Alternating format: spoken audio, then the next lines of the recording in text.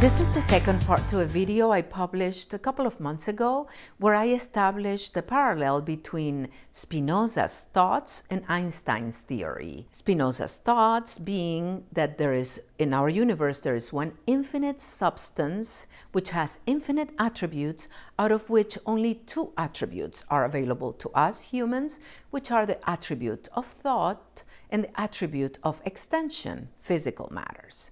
So I established the parallel with that, one infinite substance, two attributes, and Einstein's formula, E equals mc squared.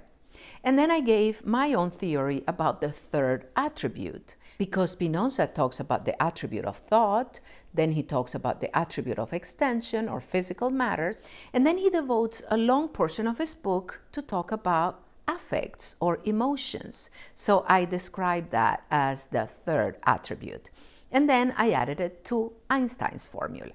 And then I thought about this. Scientists have been talking about this mysterious substance that accounts for a huge percentage of our universe. They don't know what it is. I think they call it dark matter.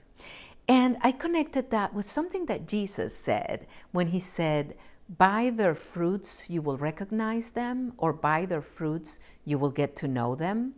And so we don't really know what that substance is, but we sort of know its fruits, because the galaxies in our universe, even though they're all different, they all follow a similar pattern, a similar shape, which is also the shape of the seashells, and the shape of sunflowers, and the shape of our ears, and the shape of many beautiful things in our universe, which is the golden ratio. So it's sort of as if our galaxies are floating in this golden ratio ocean, which is phi. And by the way, I made a mistake in a previous video, so I'm fixing it here. So it is phi. And then I thought about something that the Kabbalists say. So they say that God, and remember that the Kabbalists call God the Ein Sof, or the infinite, just like Spinoza.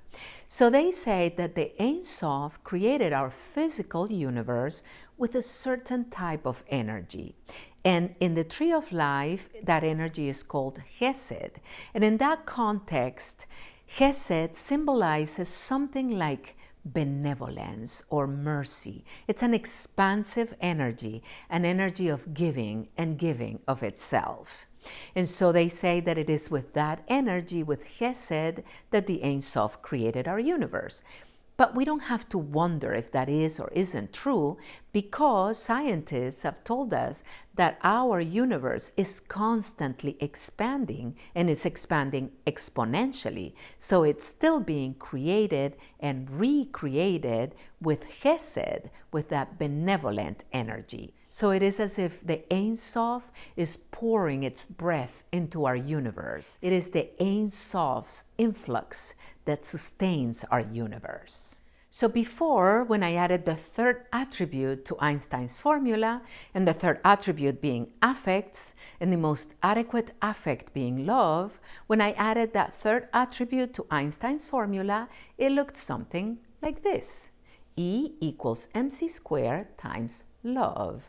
Of course, I'm not a scientist. But since we talked about the golden ratio ocean, where the galaxies are floating, and since we talked about what Jesus said and about what the Kabbalists say, now I would like to substitute one variable for another. Now the formula would look something like this. E equals mc squared times phi. And since Einstein said that it was the speed of light square, then, and it also makes it look more scientific. Now the formula would look something like this. E equals mc squared times phi square. Because it's the infinite, everything has to be square in the infinite. I'm not sure, I'm just guessing.